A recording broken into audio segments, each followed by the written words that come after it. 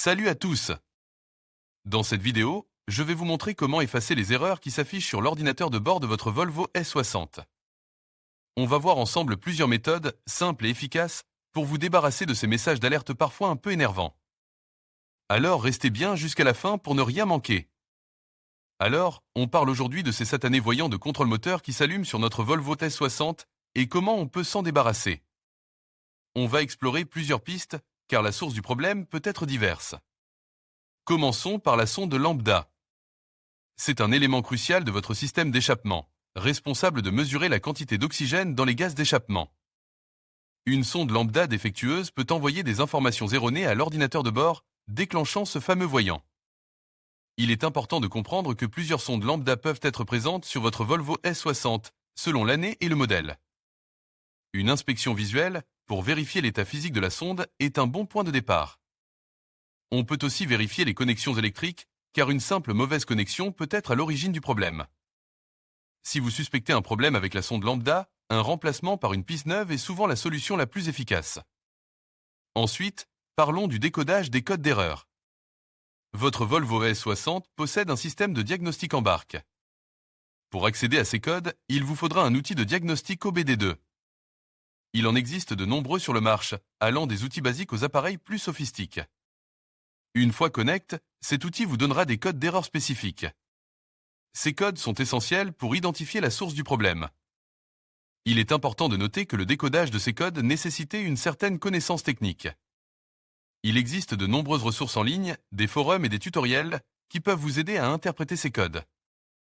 N'hésitez pas à les consulter. Passons maintenant au capteur. Votre moteur est truffe de capteurs qui surveillent différents paramètres comme la température, la pression, le débit d'air. Un capteur défectueux peut envoyer des informations erronées à l'ordinateur de bord, provoquant l'allumage du voyant de contrôle moteur. Le diagnostic d'un capteur défectueux peut être plus complexe et nécessiter l'utilisation d'un outil de diagnostic plus avancé. Il est souvent nécessaire de tester chaque capteur individuellement pour identifier le coupable. Effectuer un contrôle régulier de votre véhicule est primordial. Je vous conseille de vérifier régulièrement les niveaux d'huile, de liquide de refroidissement et de liquide de frein. Un entretien régulier, incluant le remplacement des filtres à air et à huile, contribue à maintenir votre moteur en bonne santé et à prévenir les problèmes. N'oubliez pas de consulter votre manuel d'entretien pour connaître les intervalles de maintenance recommandés par le constructeur. Le contrôle du logiciel et l'élimination des erreurs peuvent aussi être nécessaires.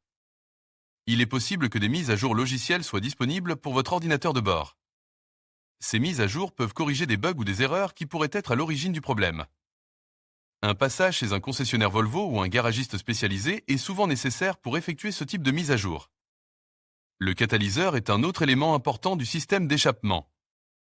Un catalyseur en dommage peut également déclencher le voyant de contrôle moteur. Un catalyseur use ou bouche peut réduire les performances de votre moteur et augmenter la consommation de carburant. Son remplacement est souvent coûteux, mais indispensable pour le bon fonctionnement de votre véhicule.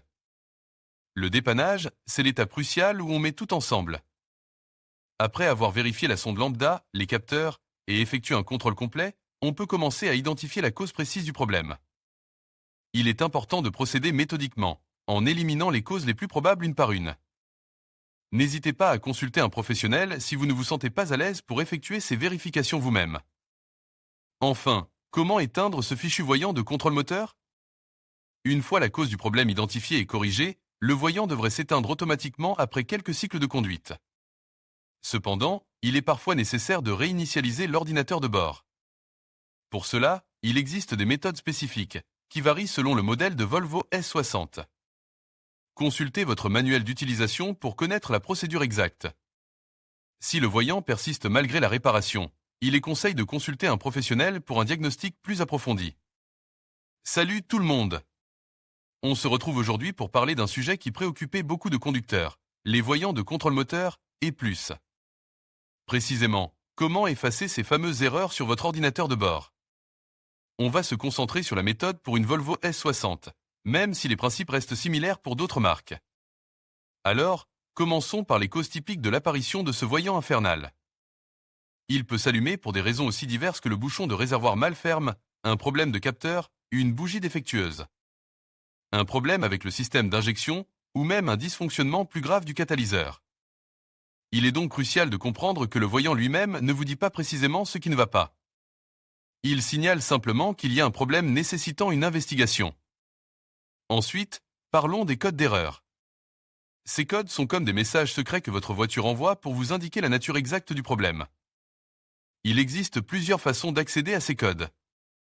Certaines voitures affichent directement le code sur le tableau de bord, tandis que d'autres nécessitent l'utilisation d'un outil de diagnostic. On verra ça plus en détail un peu plus tard. Comprendre ces codes est la clé pour résoudre le problème efficacement. Pourquoi est-il important de réinitialiser les erreurs après avoir résolu le problème? Eh bien, même après avoir réparé la cause du voyant, l'erreur reste souvent enregistrée dans la mémoire de l'EQ, unité de contrôle électronique de votre voiture. Réinitialiser cette mémoire permet de nettoyer le système et d'éviter que le voyant ne se rallume inutilement. C'est comme effacer un message sur votre répondeur une fois que vous avez traité l'appel. Maintenant, passons à la pratique. Comment vérifier les erreurs du moteur et effacer l'erreur dans la mémoire de l'EQ? Il existe plusieurs méthodes. La plus simple est souvent d'utiliser un outil de diagnostic OBD2.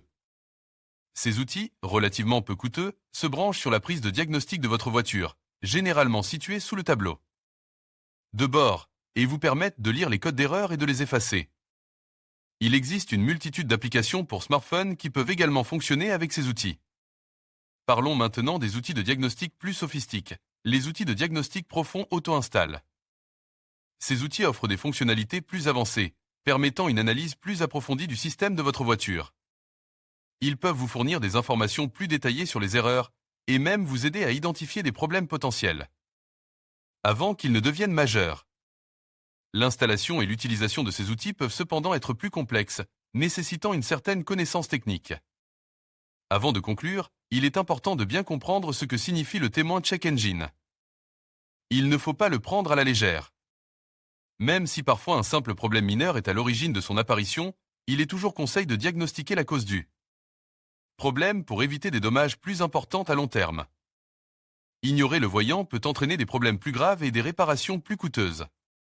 On abordera rapidement le cas spécifique du diagnostic Opel. Les principes restent les mêmes, mais l'interface et les codes d'erreur peuvent légèrement différer. Il est important de se référer à la documentation spécifique à votre modèle Opel.